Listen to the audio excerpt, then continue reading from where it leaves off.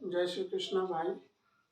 आज हम लोग स्टार्ट कर रहे हैं स्ट्रक्चरल ऑर्गेनाइजेशन इन एनिमल, जिसको हम लोग एनिमल टिश्यू चैप्टर से भी पढ़ते हैं क्लास 11th में।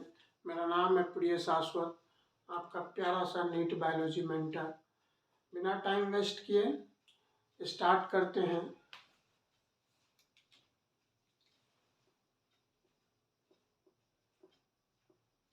स्ट्रक्चरल ऑर्गेनाइजेशन इन एनिमल्स, जिसको हम लोग एनिमल टिश्यू भी कहते हैं। एनिमल टिश्यू चैप्टर से जानते हैं। ये क्लास 11th का है, इम्पोर्टेंट चैप्टर है नीट के दृष्टिकोण से। तो इस चैप्टर में हम लोग टिश्यू के बारे में पढ़ेंगे, एनिमल टिश्यू के बारे में, और साथ साथ नोट्स भी बनाते चलेंगे, क्योंकि नोट्स टू द पॉइंट है, एग्जामिनेशन पॉइंट ऑफ व्यू से तैयार किया गया है। उसके अकॉर्डिंग हम लोग पढ़ेंगे, लिखने का भी टाइम दिया जाएगा। तो फर्स्ट ऑफ ऑल हम लोग डिफाइन करते हैं टिश्यू क्या होता है। टिश्यू जो होता है, इसका डेफिनेशन है ग्रुप ऑफ सेल। हम लोग बचपन से भी पढ़े आ रहे हैं, क्लास 7th 9th सब में ग्रुप ऑफ सेल्स को हम लोग टिश्यू कहते हैं। लेकिन उसको थोड़ा सा एलाबोरेट में चले तो group of cells which has similar origin भी होना चाहिए, स्ट्रक्चर भी होना चाहिए, फंक्शन भी होना चाहिए। May be structure and function dissimilar हो, बट ऑरिजिन सेल का सेम होना चाहिए। तो group of cell which has similar, तीन चीज सिमिलर होना चाहिए। Similar in origin, structure and function, उसको हम लोग टिश्यू कहते हैं। टिश्यू में स्ट्रक्चर एंड फंक्शन में भी डिसिमिलर, स्ट्रक्चर एंड फंक्शन में भी dissimilar, but origin is similar, origin is similar। ये बड़ी इंपॉर्टेंट बात है कि भाई टिश्यू में स्ट्रक्चर एंड फंक्शन डिफरेंट हो सकता है, डिसिमिलर हो सकता है, लेकिन उसका ऑरिजिन हमेशा सिमिलर होगा। Origin is similar always they दें हम, हमेशा उसका ऑरिजिन क्या होगा, सिमिलर होगा। तो इसी को हम लोग क्या कहते हैं, टिश्यू कहते हैं। टिश्यू फर्स्ट टाइम जो है फाइलम सिलेंट्रेटा में देखा गया है। फर्स्ट ऑरिजिनेटेड, जब हम लोग एनिमल किंगडम पढ़ेंगे उसमें phylum porifera, coelenterata, ctenophora, platyhelminthes, aschelminthes, first time originated in phylum coelenterata. क्योंकि पॉलीफेरा में तो हम लोग देखते हैं फाइलम, जैसे कि हम लोग फाइलम पॉलीफेरा की बात करें उसमें तो सेल एग्रीगेट होता है, सेल्यूलर लेवल ऑफ ऑर्गेनाइजेशन है। फाइलम पॉलीफेरा में क्या है, सेल्यूलर लेवल ऑफ ऑर्गेनाइजेशन है, सेल एग्रीगेट जिसको कहते हैं। इसमें सेल्यूलर लेवल ऑफ ऑर्गेनाइजेशन देखा गया है। इसमें तो टिश्यू है ही नहीं, इसमें टिश्यू क्या है, एब्सेंट है, टिश्यू एब्सेंट है। इसीलिए फर्स्ट टाइम ओरिजिनेट कहाँ हुआ है, फाइलम सिलेंट्रेटा में। ये ध्यान रखना है कि tissue first time originated in phylum Coelenterata. ये एक बात हो गया। उसके बाद टिश्यू के स्टडी को हम लोग हिस्टोलॉजी कहते हैं। Study of tissue, study of tissue term को हम लोग हिस्टोलॉजी कहते हैं। क्या कहते हैं? हिस्टोलॉजी। स्टडी जब हम टिश्यू का करेंगे उसको क्या कहेंगे? हम हिस्टोलॉजी कहेंगे। अब टिश्यू को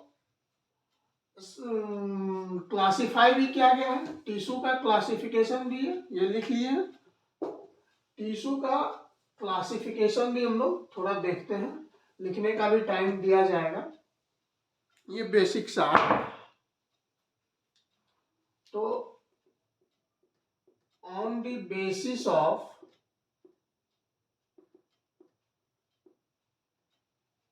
function and structure, function and structure, किसी का क्लासिफिकेशन के लिए उसका कुछ ना कुछ बेसिस होगा। जैसे इसमें टिश्यू को हम फंक्शन और स्ट्रक्चर के बेसिस पे हम लोग क्लासिफाई कर रहे हैं। इस क्लासिफिकेशन में हम लोग 4 टाइप के टिश्यू देखेंगे। कितने टाइप के टिश्यू देखेंगे? 4 टाइप्स ऑफ टिश्यू हम लोग देखेंगे। कितने टाइप के देखेंगे? 4 टाइप्स। इसमें पहला आ जाएगा एपिथेलियल टिश्यू, एपिथेलियल टिश्यू। दूसरा आ जाएगा कनेक्टिव टिश्यू,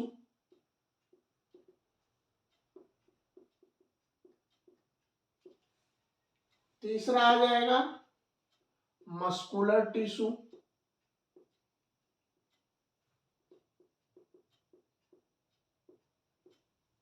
चौथा आ जाएगा nervous tissue.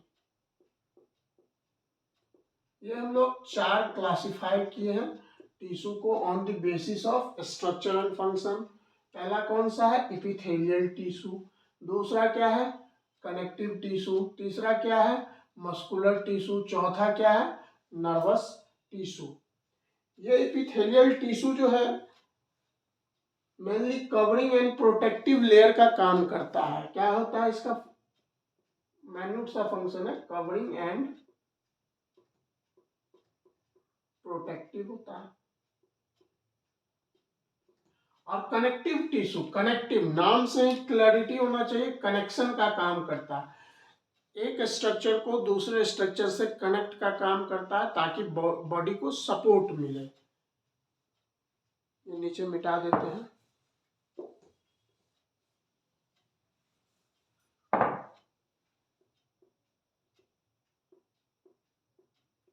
Connects structure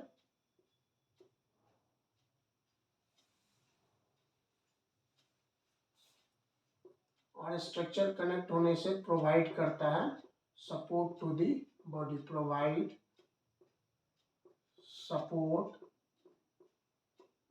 to the body. और मस्कुलर टिश्यू को हम लोग अलग चैप्टर में पढ़ते हैं, जब ह्यूमन फिजियोलॉजी में पढ़ेंगे, लोकोमोशन एंड मूवमेंट चैप्टर में, उसमें मस्कुलर टिश्यू को, मसल्स सब के बारे में डिटेल्ड वे में पढ़ते हैं। ये मेनली लोकोमोशन एंड कॉन्ट्रैक्शन का काम करता है, कॉन्ट्रैक्शन एंड लोकोमोशन। और नर्वस टिश्यू तो हम लोग जानते हैं, नर्व इंपल्स का जनरेशन करता है, नर्व इंपल्स को जनरेट और कंडक्ट करेगा। नर्वस टिश्यू क्या करेगा? Generate and conduct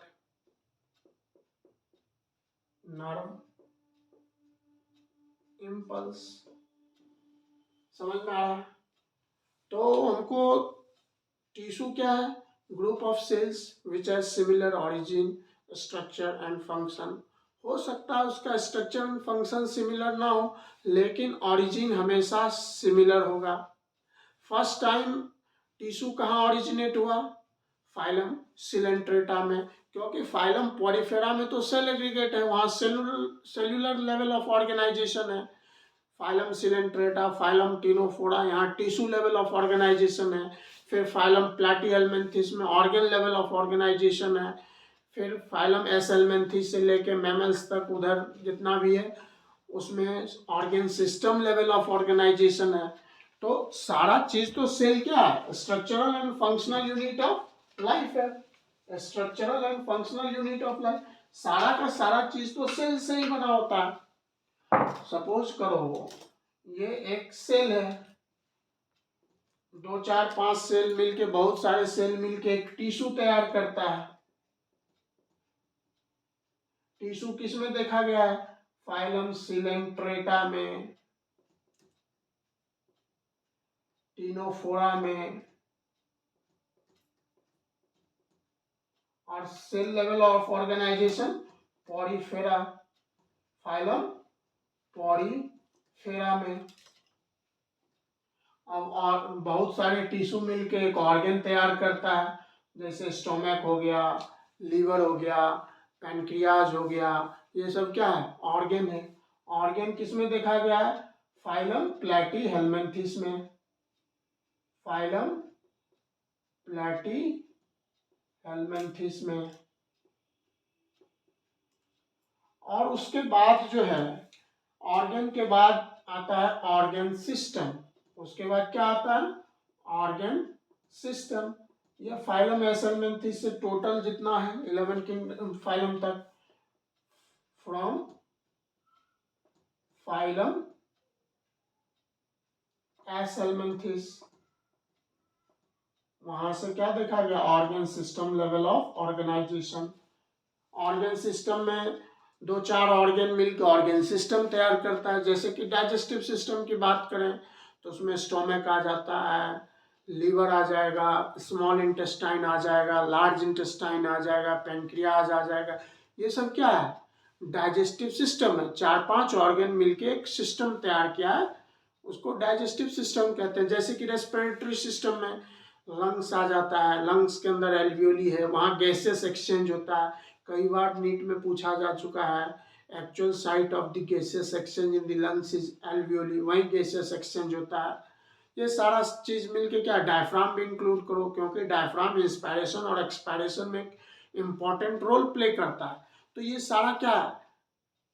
respiratory system. तो ये लिख लिए, ऊपर वाला लिख लीजिए।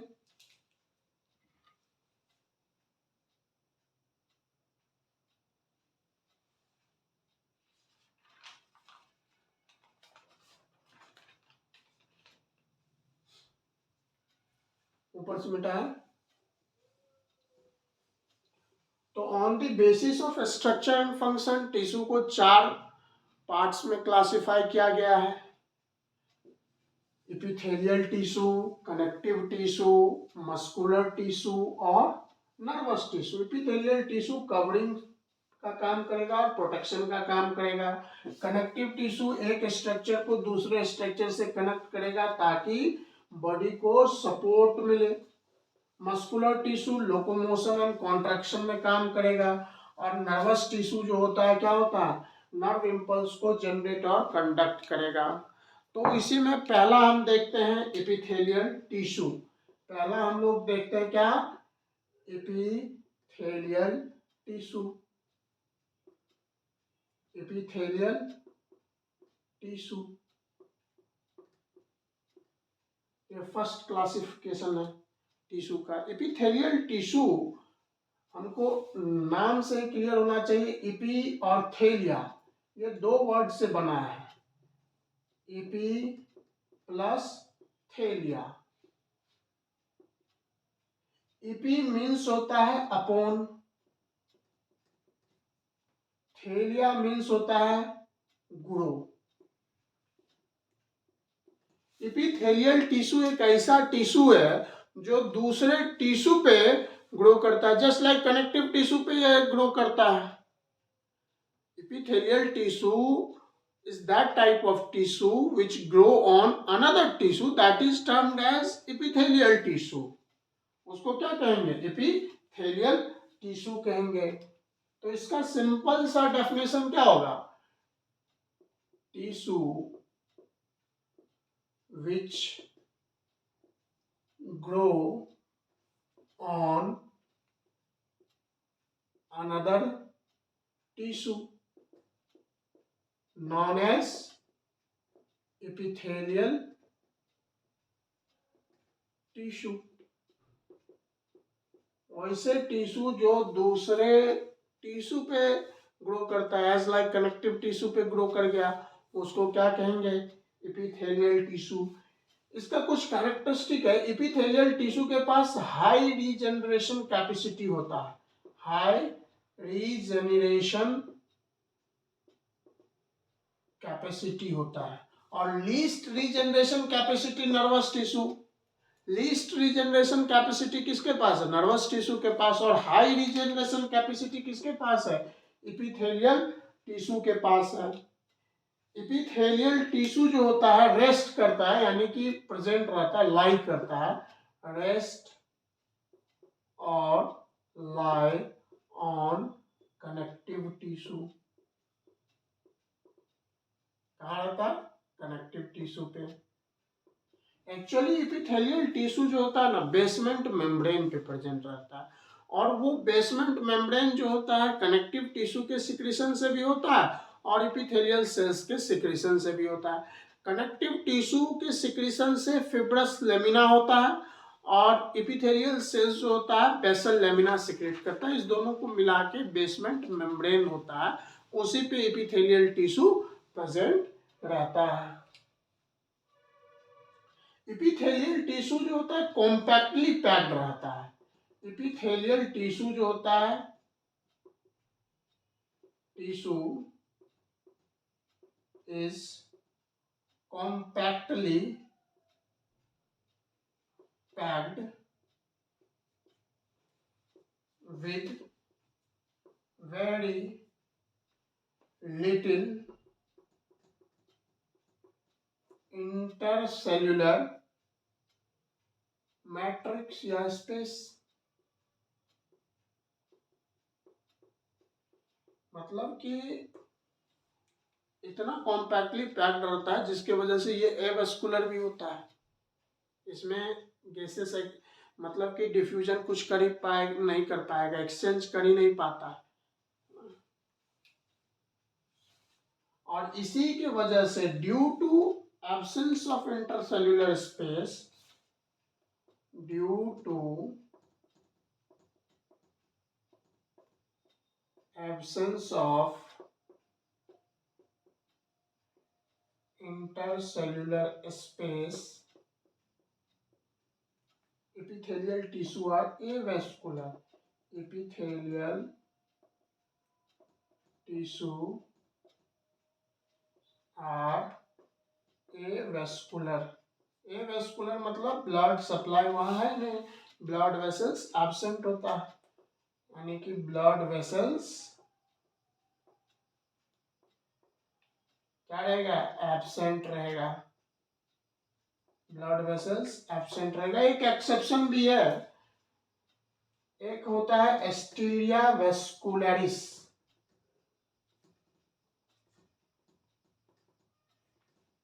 एस्टीरिया वेस्कुलरिस जो होता है ये वस्कुलर है, ये एक्सेप्शन है एपिथेलियल टिश्यू का, ध्यान रखिएगा, इंपॉर्टेंट है कि एस्टीरिया वेस्कुलरिस जो होता है, जो कि इंटरनल ईयर के कॉक्लिया पार्ट में प्रेजेंट रहता है, प्रेजेंट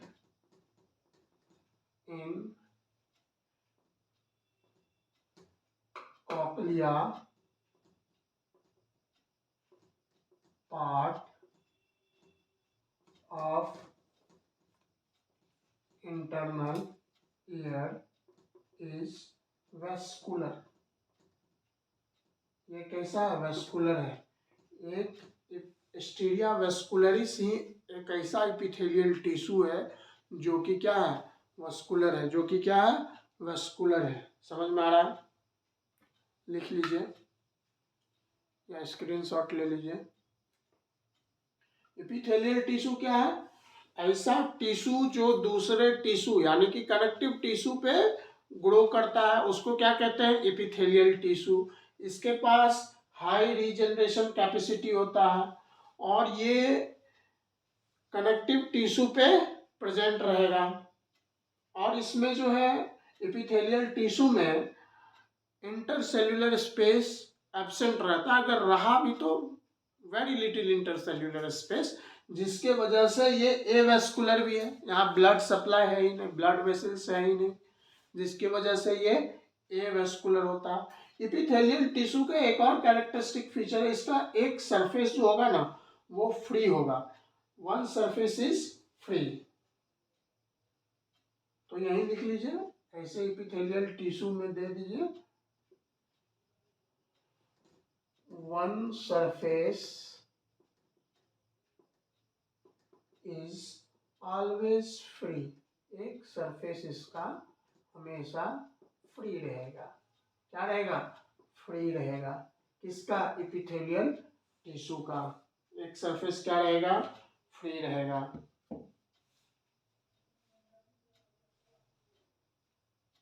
एपिथेलियल टिश्यू जैसे बताए हैं कि ये प्रोटेक्शन का काम या कवरिंग का काम करता है। जैसे ये लाइनिंग का काम करेगा, यानी कि लाइनिंग मतलब कवरिंग, जैसे कैविटी हो गया उस सब में ये लाइनिंग का काम करेगा। ये भी लिख लेते हैं, ऊपर मिटाए।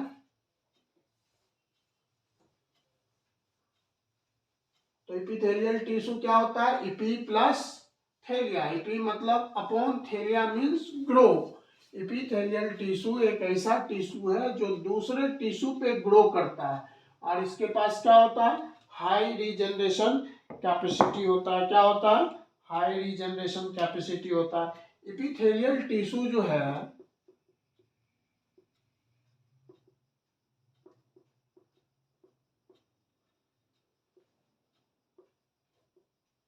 कवर्स या लाइनिंग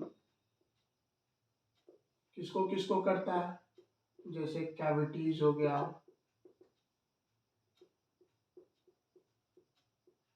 ट्रैक्ट्स हो गया, और कोई भी हॉलो ऑर्गन, जैसे स्टोमक में भी प्रेजेंट रहता है हॉलो ऑर्गन्स, हॉलो ऑर्गन्स इस सबको लाइन करेगा, यानी कि कवर करेगा। ट्रैक्ट्स को, हॉलो ऑर्गन्स को, कैविटीज को, ये सब को क्या करेगा? एपिथेलियल टिश्यू कवर करेगा। बोल भाई, समझ में आ रहा है? लिख लिए। तो एपिथेलियल टिश्यू का एक सरफेस क्या होगा? फ्री होगा। एपिथेलियल टिश्यू मेनली क्या है? एवेस्कुलर है। एक एक्सेप्शन याद रखना है, क्या? एस्टीरिया वेस्कुलरिस, जो कि कॉक्लिया पार्ट में प्रेजेंट रहता है, इंटरनल ईयर के कॉक्लिया पार्ट में प्रेजेंट रहता है, वो क्या है? वेस्कुलर है। समझ में आ रहा है?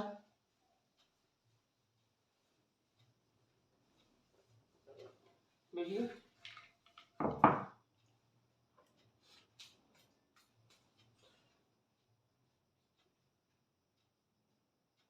थोड़ा सा एक छोटा सा डायग्राम देखते हैं हम लोग।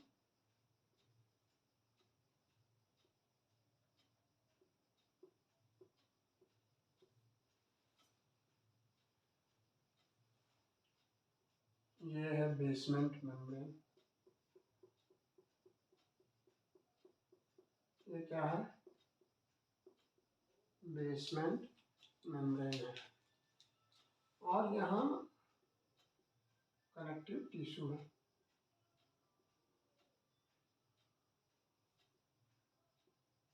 और ये क्या है? Connective tissue. तो एपिथेलियल टिश्यू कहाँ प्रेजेंट रहता है? कनेक्टिव टिश्यू पे। मतलब कि कनेक्टिव टिश्यू से मोर एक्यूरेट वो बेसमेंट मेम्ब्रेन पे प्रेजेंट रहता है। और बेसमेंट मेम्ब्रेन भाई एपिथेलियल सेल के सिक्रीशन से भी होता है और कनेक्टिव टिश्यू के सिक्रीशन से भी होता है। अभी देख लेते हैं बेसमेंट मेम्ब्रेन क्या होता है।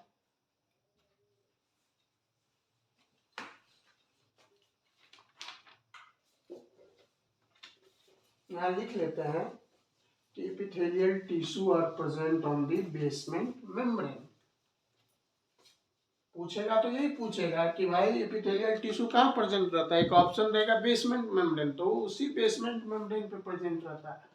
तो epithelial tissue are present on basement membrane, basement membrane पे प्रेजेंट रहता है।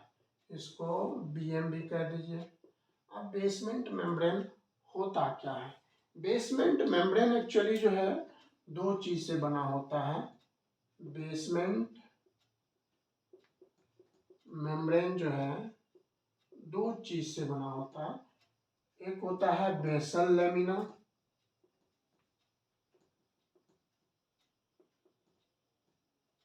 एक होता है फिब्रस लेमिना। एक क्या होता है? फिब्रस लेमिना होता है। बेसल लेमिना जो होता है एपिथेलियल सेल्स के ही सिक्रीशन से होता है, सिक्रेटेड बाय